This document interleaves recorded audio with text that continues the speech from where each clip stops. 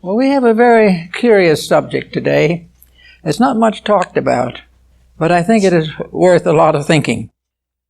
As you probably realize, at the time of Muhammad in the Arabian area, histories and documents were pretty solidly established. And in the Meccan area where he lived, he was known to many people during his own lifetime. And he was known as a brilliant thinker, a dedicated man, and an astute businessman. And among the things that did not get in the Koran are a number of statements that he made to his friends and associates. And one of them has bearing upon the thought we have today. So it is said there that, "So saith the prophet, upon whose name be peace, if I had 2 cloaks, I would sell one and buy hyacinths for my soul." This doesn't sound like the Muslim thinking of today, but it was part of a system we find in Neoplatonism and in most of the ancient beliefs, a tremendous emphasis upon beauty, the ministry of beauty in the life of the human being. The soul was often represented as a tired figure in a prison cell, looking out through the wood bars of the windows, something like rivets perhaps, upon a larger world, but imprisoned within the small compass of the physical body. The soul in the body becomes an important factor in the philosophy of Neoplatonism. The soul within the body peering out to see the reflection of itself in the world is a very beautiful picture and a very beautiful simile. Now, the world's search for beauty and the soul's quest of it in itself is part of a very interesting and important tradition. Actually, it was part of early Christian mysticism, and we remember that Dante, who was a troubadour, a trouvier, meaning a priest, not a harlequin, he was a very deep-thinking man in mysticism. But whenever he saw a bright and beautiful rose, he knelt and wept. Dante weeping over the rose was a reminder to him that the white rose was made red by the blood of his Savior. And mysticism and symbolism and strange beliefs form a very beautiful structure around which to study the mystery of the human soul. For this morning we're going to take it in the idea of a part of beauty. The soul is a symbol of beauty. The soul is the eternal beauty in the world, in man. The soul is the symbol of harmony, of peace, of beauty, of truth, of love. And it is imprisoned within a body with many strange personality defects. It is partly covered by a body that is full of hates and of shames and of miseries. This wonderful thing within, the locked beauty that is continually seeking to release itself, is one of the great mysteries of mysticism. Now we find, looking around us, many interesting examples and thoughts concerning this subject. In the first place, today, in our modern world, we are short of beauty, very short of it, because beauty is not measured in terms of skyscrapers. It is not measured in terms of office buildings or of aeroplanes, although we sometimes say that is a beautiful plane. This wouldn't really be quite true, because beauty wouldn't build a warplane. It means perhaps we have a symmetrical body there. We have a harmonious structure of parts, but we have no beauty unless the use is beautiful. Everything in nature is either working toward beauty or against it. And all that works for it builds. All that works against it tears down. So we're going to talk a little bit about some of these things today as possibilities in the lives of individuals. We are constantly searching for something to do, to help, either ourselves or others or both. And I think we should look very carefully into the quest for beauty and how this can come nearer and nearer to our own daily life. We know, for instance, that everyone would like to live a happy life, would like to live a life filled with beauty and truth. But in the world around us, there is a tremendous emphasis upon the asymmetrical, upon the negative and the destructive. We have gradually profaned the arts, which were the great instruments of beauty. For all that is beautiful in nature is summarized in the arts and the structures by which these are developed and perfected. We have the development of music, by means of which we have the great symphonies, the great ministerial systems of Haydn and of Bach and all the other great artists. And then we have where is music today? Hard rock. Something has happened. Music has been profaned. Music that was intended to give us something, to make us better, that was to bring us to our knees in the cathedral, that was to bring us to our feet in the glory of nature. All of a sudden, this magnificent universal mystery turns upon us and gives us distortion, gives us ugliness, gives us a profane factor. And that which was created to sound through the altars of glory suddenly becomes part of a hard, cynical, disillusioned social structure. So what has happened to this? It is part of the general disillusionment that has crept over the world. And wherever this has happened, we have had a destruction of beauty. We have profaned the divine spirit as it dwells in us and seeks to manifest itself in the seeking world in which we live. Therefore, we can say, could we do something to redeem this beauty? Could we do something to redeem sound? Could we lift it up out of this terrible slough in which it now exists and begin once more to understand its real meaning? Would it help in some way to bring a better civilization to us if we had better concepts of the effect of sound upon the psychic structure of the human being? Psychologists are already studying this, not as a mystic phenomena, but as simply as mental phenomena. They are beginning to realize that all asymmetrical sounds are dangerous. We talk about the dangers of bacterial infection, but we have just as great a danger from sound infections. We have all kinds of dissonances which have a tendency to reduce our health, to lower our morals, to corrupt our homes, and to pervert our children.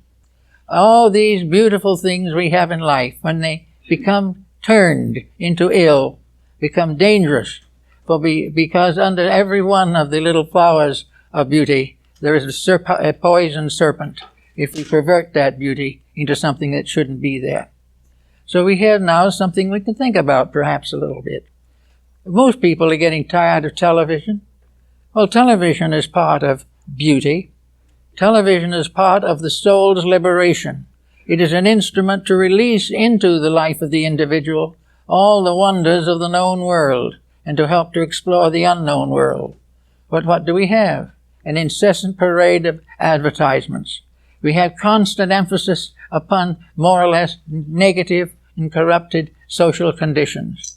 We have the glorification of that which can never be glorious, and we have neglected actually and forever that which was internally and eternally glorious. So here's a case where the individual can't really change the structure of entertainment, but he can change his own relationship to it. He can decide in his own mind that he is not going to drift along with these things simply because they're cheap entertainment. He's going to realize that if he has to kill time, there are more painless ways of doing it than through the corruption of sounds. So here we have something happening, however. In Europe now and in many parts of this country, a gradually increasing interest in good music.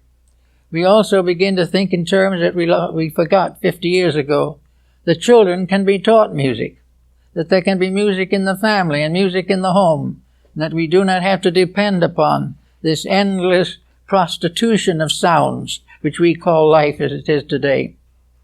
So we can start it ourselves. If we don't want to try to learn to play an instrument, we can learn to understand and appreciate good music. We can get music tapes of the great masterpieces of all time and play them.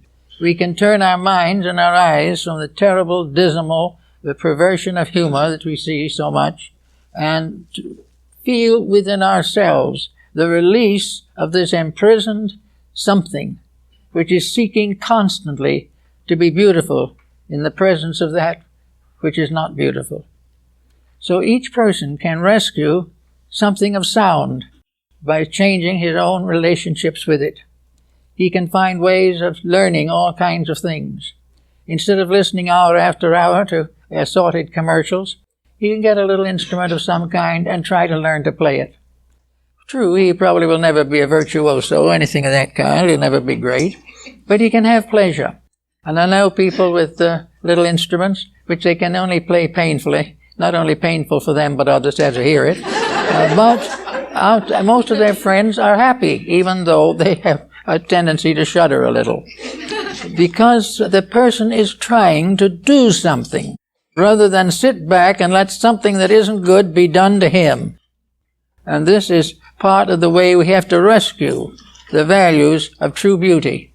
We have to rescue them from the corruption of commercialism and a gradually lowering threshold of emotional appetites. We have to do things better in order to find out how it should really be done. Now, in the period of sound, we have many things today. The sounds of traffic, the sounds of engines, the sounds of machinery. All of these things do nothing to help this very sensitive thing within ourselves. It is looking to hear the sound of beauty and never hears it. We can make it hear it, however. There is possibility of restoring part of the simple healthiness of uniting in a charming experience of some nature or degree. When I was growing up, most families had an old piano. I remember the old Sears and Roebuck catalog used to advertise a standing piano delivered to you for $25. Brand new. But everybody had something. The grandparents probably were a little bit suffering from rheumatism, but they could still finger out some of the old hymns and some of the songs and pieces that they had learned in their own youth. The family gathered around and did it together. They worked together to make some kind of a beauty, usually under the general name of religion. The old hymns were very much favored in those days, and the children sang them right along with the adults. There was a sense of simple pleasure, without extravagance, without complications, without doctrinal differences, just family as it should be. Folks who loved each other and enjoyed working together. All this is disappearing, but it is beginning to come back, because the other phase, this misuse, has failed so miserably that there are few people that can stand it any longer. Now, in the field of music also, now we have in art a music therapy. We have all kinds of opportunities to improve our understanding of music. Right after World War II, a gentleman who was connected with one of the large broadcasting stations, and I worked out a program for therapeutic music to be used in mental and military hospitals for those whose hearts had been broken, whose souls had been damaged by the ravages of war. It was a very nice program. It could have been a very good thing, but it never got any further than office music in business houses, because actually no one wanted to do it. No one believed that it was necessary that a sick person hear something that refreshed his soul. First of all, they didn't believe in the soul, and there were so many people, if some of them didn't get well, so what? This was the principle upon which it was all based. We were unable to accomplish what we wanted to accomplish, but still it was a good try, and today it will probably be revived under harmonic therapy, which is coming fast. Out of the din and confusion of noise, which is a jarring upon the heart, the mind, and the body, is going to come the soothing power of harmony, melodic line, and the restoration of the great masterpieces which we have all known and have now generally neglected. This is one of the advantages of religion. The religious music, the attention of the mind upon music, the Gregorian chants, the beauties of the Mass, and these things were far more important than the doctrinal teaching. They brought the individual into the realization that when he entered the house of God, he entered a place of peace. He entered a place of beauty. He entered something he could listen to and rejoice and relax and forget for a moment the pressures of life. And this type of satisfaction was one of the secrets of theology for many hundreds of years. Now we get another type of thing here, also under the mystery of sound. And that is, how can we insulate the person against the sounds of death, the sounds of darkness, corruption, the whistling of the police signals, fire signals, the constant arrest and persecution or prosecution of people. How are we going to do something to make the soul in ourselves glad? We constantly object to these terrible things that are happening, but it never occurs to us that we can do anything about it. Well, there are many parts of it that we can't change as individuals, but there is no part that we cannot change in ourselves and do something that is going to be a little more glorious and a little more gracious. We can refrain from joining in any way the assembly of the discontented. Now, we can be aware of mistakes. We can regret the problems that arise. We can wish they didn't come. But we cannot take negative attitudes of hate and disillusionment and disgust over things that we should meet with understanding and insight. Because the more we hate, the more the soul languishes in the prison of the body. The more we are disillusioned and go about frustrated and neurotic, the more we destroy the freedom and power of the soul within ourselves. In other words, when we don't have the proper nourishment, the body begins to give trouble. When we do not feed the soul with beauty, the soul gives trouble. It gives it because it is sick. And it is sick and tired of hating. It is sick and tired of suspecting.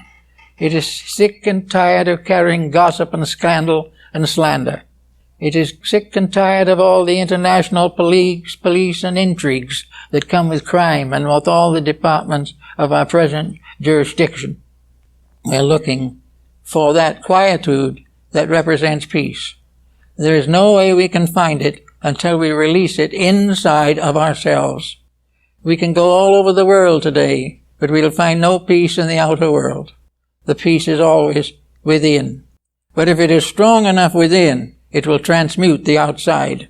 And that is why we have to work as industriously and as conscientiously as we can. So we go on through various sounds and phases of sound to find out what we can do to make all sounds beautiful and make all dissonant sounds turn around and become better. We have found many ways of increasing the development of machinery so that it is less hard and harsh in its sounds. But even if it can't do anything about that, we may have to work all day into the pressure of man-made sound. But somewhere in the day or somewhere in the year, we must have contact with God-made silence. We have to come in contact with the realities. We live in a world of illusion. Noise is illusion. Money is illusion. Power is illusion. All the ambitions of mortals are illusions. And beneath them all and behind them all is the quietude of the divine way, the things we ought to all be thinking about for the very best of our ability. Now, the next thing we might consider as an art in the study of the beautiful is artistry in the form of painting, sculpturing, and illustrations of various kinds. We have had in the history of mankind some magnificent artists, and it is very nice to realize that most of these are remembered, and that there is a great determination to keep good things from disappearing from among us. But every great war destroys a mass of greatness. It tears down great structures that were centuries in the building. It destroys the wonderful architectural genius of some of the greatest minds that ever followed the mysteries of Euclid in the study of mathematics.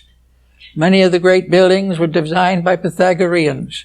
Others, the great cities of Rome and others, Florence, were done by Vitruvian architects. These buildings were masterpieces of mathematics, and they were all built with one particular point in mind: peace. Now, this is something it's probably we'd pay attention to. No one paying attention to whether a building was peaceful or not. They might wish it if it sounds good when they get into it or something, but they don't pay much attention to those things anymore. But the builders of those great structures that we have torn down did believe those things. And we have put in the place buildings of concrete and steel that have no soul and never will have any. No greatness was behind them. No goodness inspired them. No hope fulfilled their building. Now they are simply reservoirs for commerce. They are places where people continue to swarm to make a living, but no one learns how to make a life. Therefore, these things, again, have to be thought about. It is said that Pythagoras, wandering down the streets of one of the cities of Greece, carried with him a lute, which was a small harp-like instrument. And every time he saw a building, he struck the keynote of that building on his musical instrument. And every one of the principal buildings of his day were keyed to some mathematical musical formula. Everything had meaning. Everything was not only done to make it beautiful, but to make it appeal or reveal the divine purpose. It was something that each building was a tribute to the divine architect who built all things. No one would think of building contrary to the will of God. And it's not little different now when nobody really believes, or very few believe, in the will of God at all.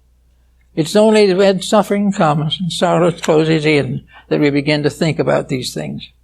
But we know that in antiquity and in all parts of the world there are magnificent buildings that are entitled to be termed beautiful. They are beautiful not only because of their structure, but because of the reason for them. They are there because they stand as a symbol of defense, standing strong to keep beauty alive in the world, to keep us constantly aware of the dignity of life. We need this always, every day. And it is very important that each person comes in time to understand a little of this, so that in his daily life he can begin to apply it. Now we can go down to another step, and that is our homes. We all have some feelings on the matter of home, but the feelings are very scattered. And I don't think that we can say, generally speaking, that the average home is a work of art or a monument to beauty. For the most part, it is gathered together according to the passing likes and dislikes of people. If the individual who owns the home is fond of sports, it's apt to be decorated with sporting instruments. If the individual is simply just living there, it will be whatever he can accumulate will go there. Some of it comes from the past, others are accumulated as we go. But in the main, homes are not made into mathematical, psychological, or mystical compounds for the improvement or regeneration of the individual. A home is a tremendous opportunity for soul. In this home there is a certain privacy. We are not open to the criticism of everybody. And in the home we have a certain mastery of the situation. And if we can agree a little bit on something, we can make the home a place of peace where the soul can express itself in its normal way. We can do things that make the home a thing of natural peace. But we've lost the idea. We've lost the principle of it. Now, I know that high art and things of that nature are probably a little too abstract for the present general purpose, but I think we should realize that we are now being inundated, actually inundated with art. Everything you can think of is selling some kind of a gadget or a gewgaw that is intended to be artistic. Some of it is very good. Some of it is really very artistic. But almost all of these things have something about them that is kind of negative, because nearly all of them are made for a mass market to sell as many as possible. The idea of the making was not to release the power of life.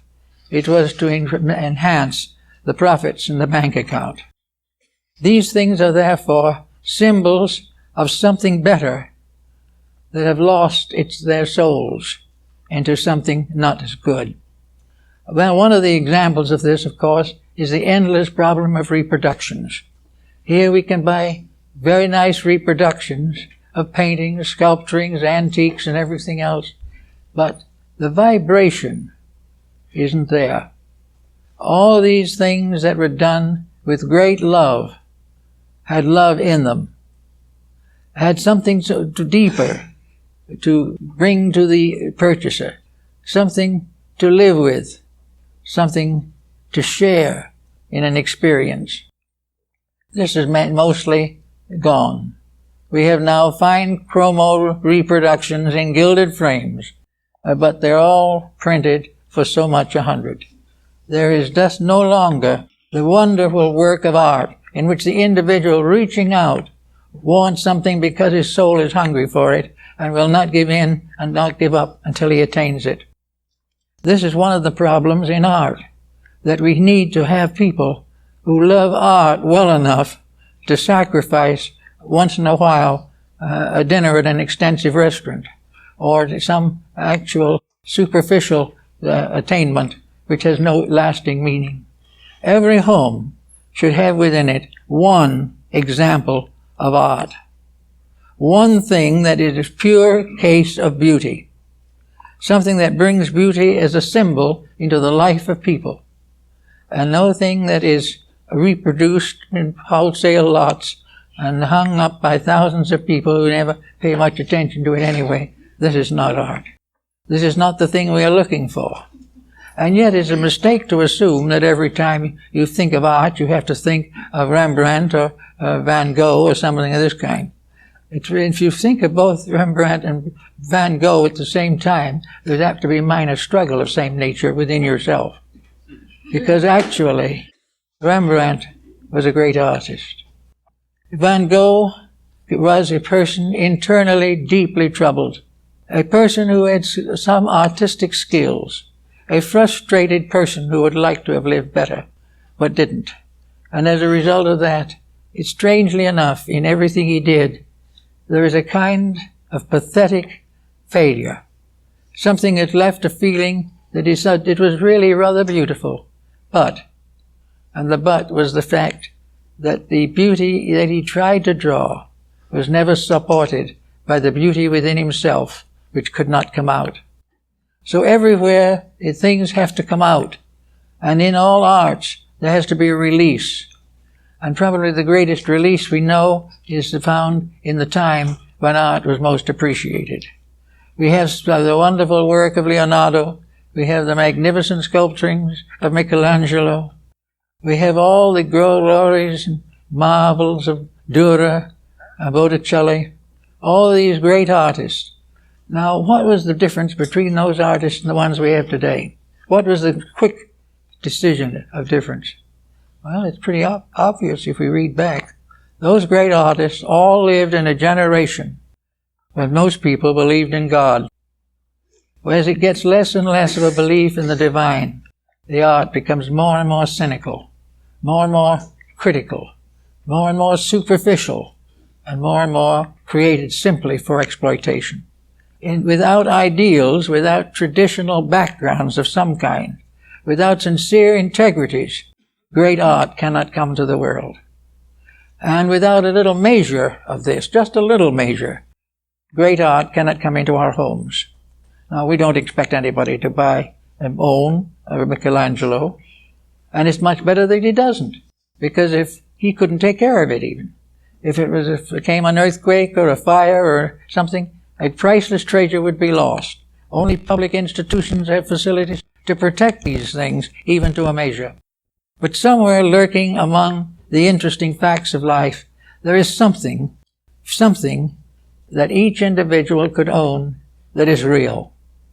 It would not mean a great expenditure, but it would bring with it into life the integrities, the ideals of a sincere type of honesty. Now we are lately, I was so many years, I went down to the Indian reservations in New Mexico and Arizona, and there you see what they call the pawns. A pawn was something, an Indian pawn, to get money with, and very often never reclaimed because he never got enough money to buy it back. But a pawn was a fine piece of native work, made for a native, done in a native way, with all the simple integrity of a pure and natural gift. And these pawns today are priceless. On the other hand, there is an epidemic, a deluge of magnificent Indian jewelry, made with all the most beautiful skill you can imagine, and suited to the sophisticated tastes of our modern non-Indian. But to the real lover of the values of life, these new things are business. The old ones were faith. We did not need to have them so perfect. The soul was in them.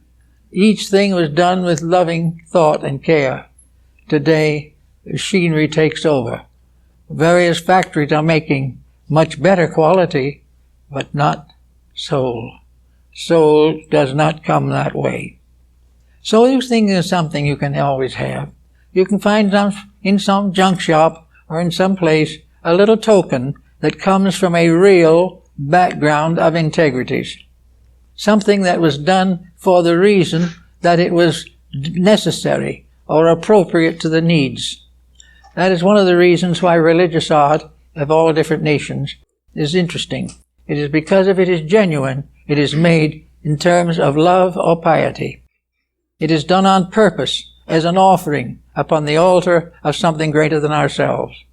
That which was intended for the gods is going to be more beautiful than the thing that was intended for sale. So all along the line, we watch for the symbols of integrities in things, that they bring with them not only the size and dimensions of the object, but the auras, the magnetic fields, the intensities of a dedication, of a devotion. And very often, to this is added a long history of trouble and strife and sorrow until it finally comes to the keeping of a person who really understands.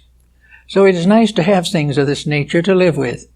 It is nice to be able to look at a mantelpiece and find something that is a doorway to a larger life, doorway to a greater world of things. And it is very important that it not be a substitution, that it not be a copy, because souls are not done in copies. The souls are each individual, and the little soul touch in an image, or in a little picture, or in a page of writing, all these things become original contributions to beauty, to the joys and rightnesses of things that we need so badly today. And of course, most of all, if an individual can develop a skill, even if it is a homely skill, if he can do something to express beauty from himself, out of his own need, out of his own desperate seeking, it is very wonderful. Because some little thing that would be probably, as a finished product, nothing to brag about, would still be a tremendous achievement to a person for whose life that little thing opened the door of the soul. These are the things to think about. Let beauty come forth. Let the joy of creating take over this constant process of copying and facsimiling and making modern things that are not very good. So there we have another phase of art. Now another phase we have to face, I think that probably most people are not fully aware of at the present time, is the effect of soul upon the person themselves. Now, it's not good to think of the soul within the individual as dwelling in a tenement.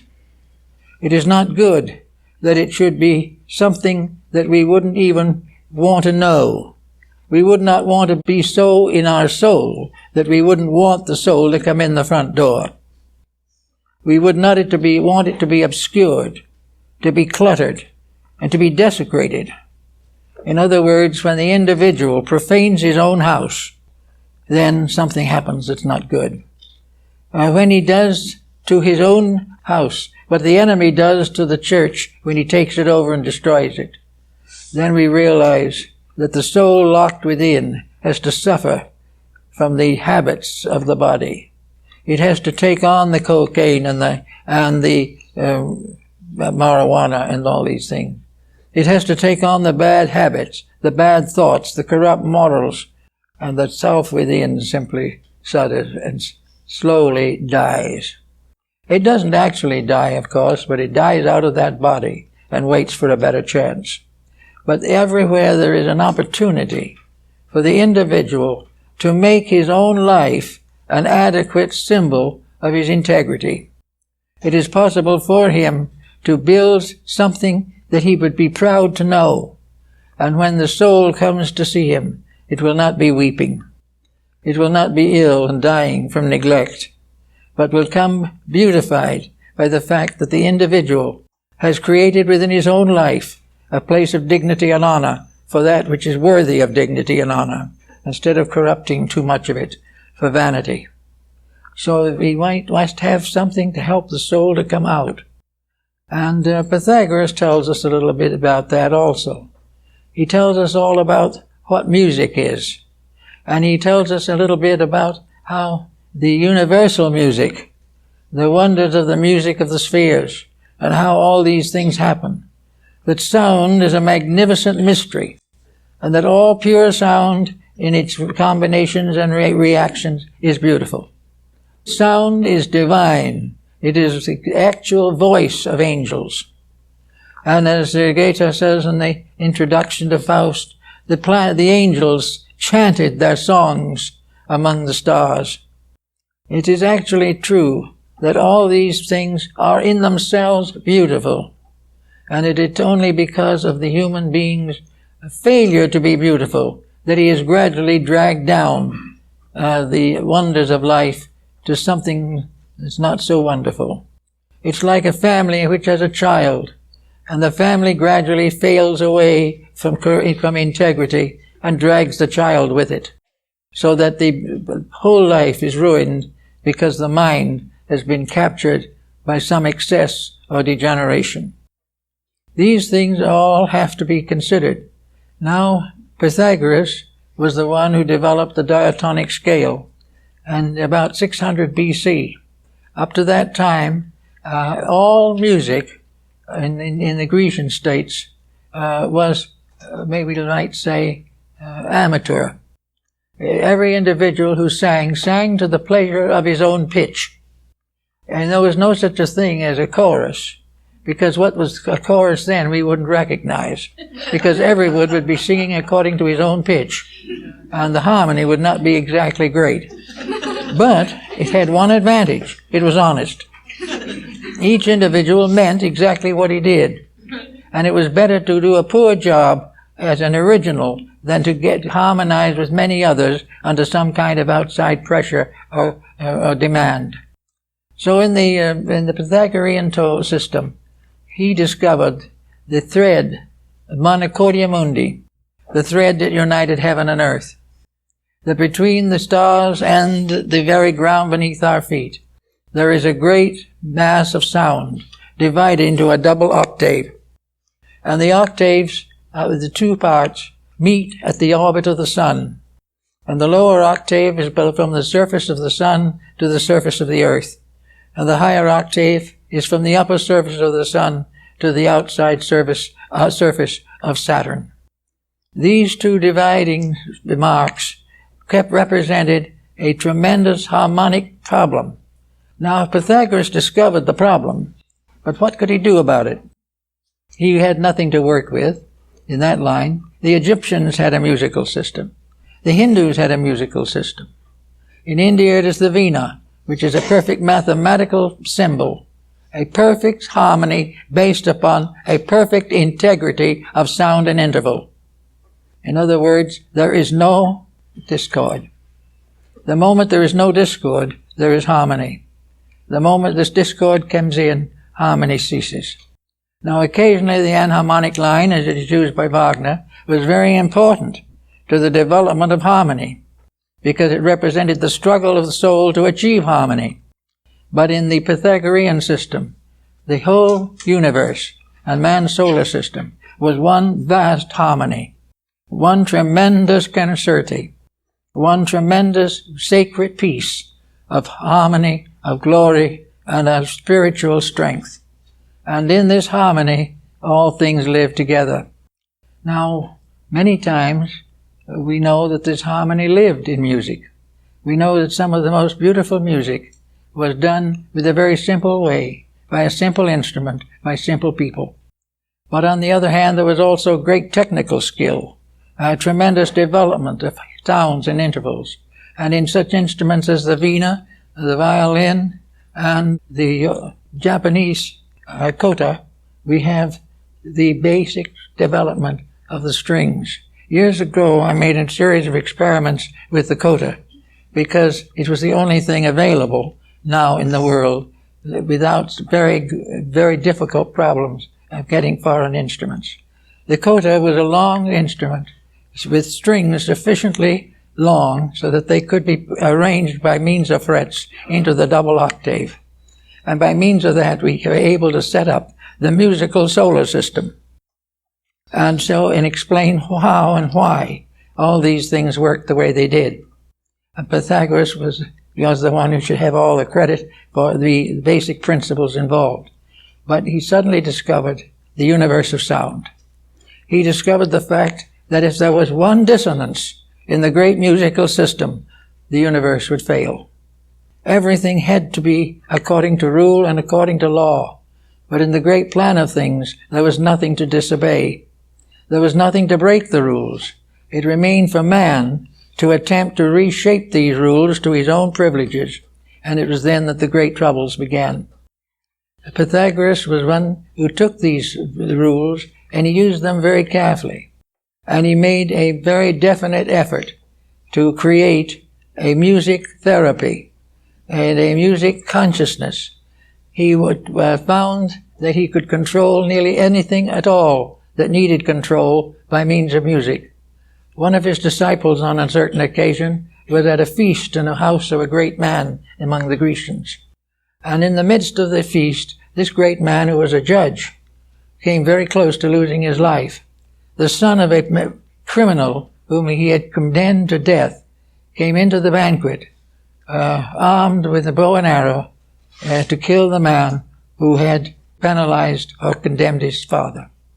And as he drew the arrow to shoot the helpless legislator who could not escape in time, the Pythagorean leaned over, and because it was a banquet, there was a small harp lying near, and he struck a chord on the harp. Instantly, the would-be assassin was glued to the spot. He couldn't move. He couldn't draw back the bow. He couldn't release the arrow. And he remained that way until the legislator left the assembly. And then he went home. A little less dramatic, but certainly more human, is another story that's protected in the Pythagorean annals. That is the young man who was deeply in love, and as a result of that was not very happy when the light of his life jilted him. In this great emergency, he decided to burn down her house, which was the only thing that he could do on the hate.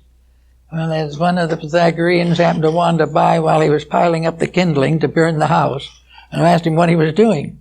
He said he was burning down the house because the girl had jilted him. The man again struck the instrument that he was carrying, and the boy stopped, the young man stopped, and they played a little harmonic chord on the instrument, and the young man picked up the kindling and put it away. And he said now he understood better, and he forgave her, and all was well. So sound was very important to these things, and it was always important. In Athens, every architect in the old days was required by law to prove that any building that he planned would not be a detriment to the state. It had nothing to do with how much it cost or how beautiful it was. It was, if you look upon it, do you grow or do you cringe? Does it give you something to make your soul happy, or does it something to offend your soul? Any architect who built a structure that would offend souls lost his citizenship and was exiled from the state. We don't do things like that now. And maybe because we have these masses of conflicts, masses of chaos, masses of unmatched and unmattered art and architecture, we're in the trouble that we're in. Because we simply do not pay any attention to the effect of our environment upon ourselves. We think if we can get everybody into a house or get all the children into school, we have it made. But unless we put them in a house that is worthy of them, and put them in from this school to a better one, nothing is actually solved. So in all, beauty continues to be very important in our daily living. It is something that we all must consider to be an aspect of the divine nature. Now we can go in beauty to some other aspects of life. We can go into beauty as it affects upon our personal relations and our personal integrities with each other. We can also go into the problem of nutrition. Nutrition is an art, and it is beautiful, the individual is well. If it isn't beautiful, he is sick. If he abuses his own body, he will suffer. If he perverts the lives of others, he will be penalized. All in all, beauty must have its final victory. Now, how are you going to find, for average persons, something that might help to make this victory reasonable? Well, I think the ancients all agree on one thing, that the most perfect example of the divine plan that we can contemplate is the very world we live in. The earth, with all its glories and all its beauties, is the wonder of wonders. No artist can ever make the equal. No great magician can ever bring about the miracle of life.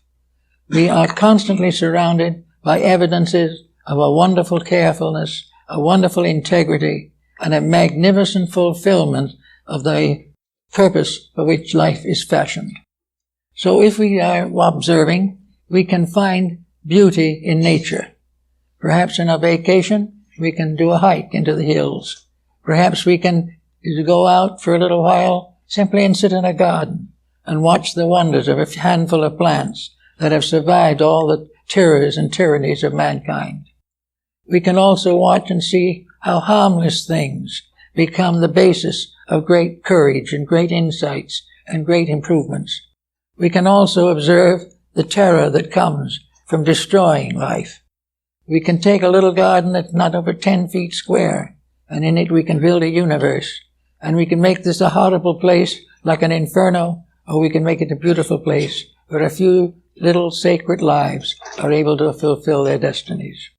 Everywhere there is a possibility of a very quiet, beautiful, charming acceptance of the challenge of the soul, that all things should be better.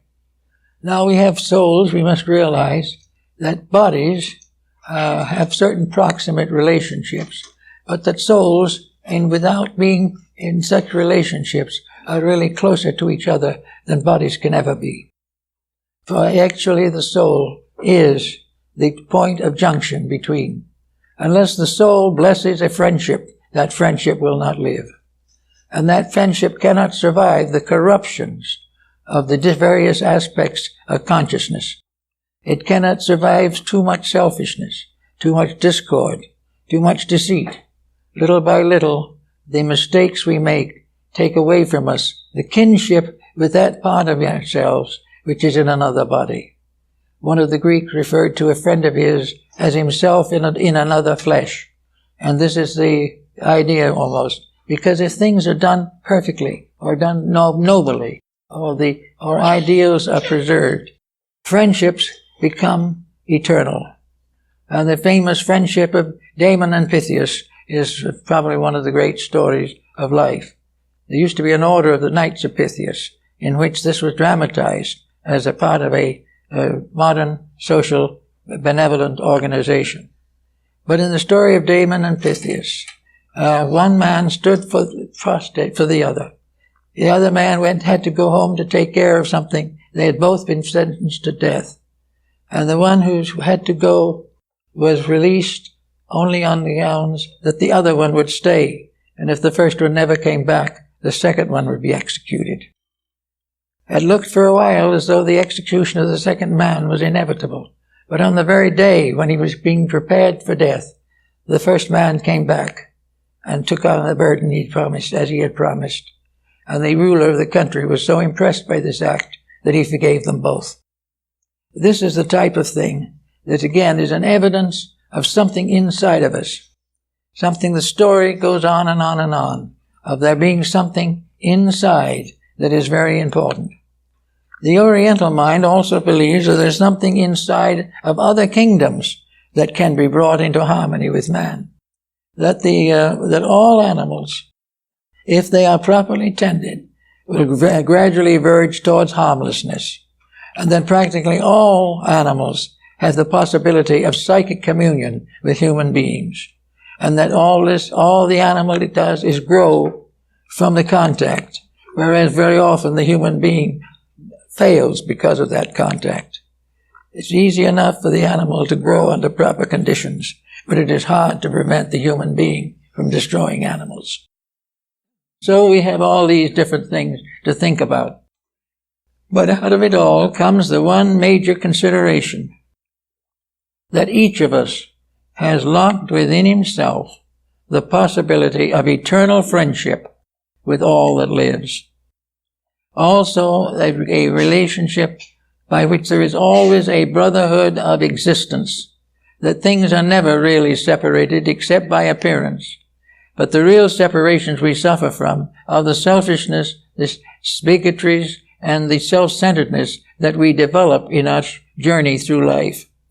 Therefore, if we are going to try now, as we should all be doing, to live better and have a more normal and more kindly relationship, we can start now.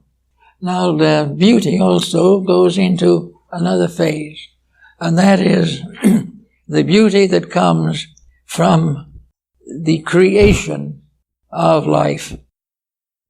The most important moment, probably, in the experience of beauty is a mother holding in her arms a newborn babe. For her, at that moment, the soul is open. For that moment, all else is forgotten in a simple affection. As time goes on, this may wear off. As the child grows, it may develop strange tendencies that are not pleasant to the mother. But in that moment of birth, a new life comes in. And in that new life, there is a kindred between the soul in that mother and the dawning soul in that child. So every mother has at least once in lifetime, if she has children, an experience of what you might term the experience of pure harmony and beauty. The little one is beauty. And at that time, none of its faults and failings will be noticed. None of the limitations that it brings will be cared about.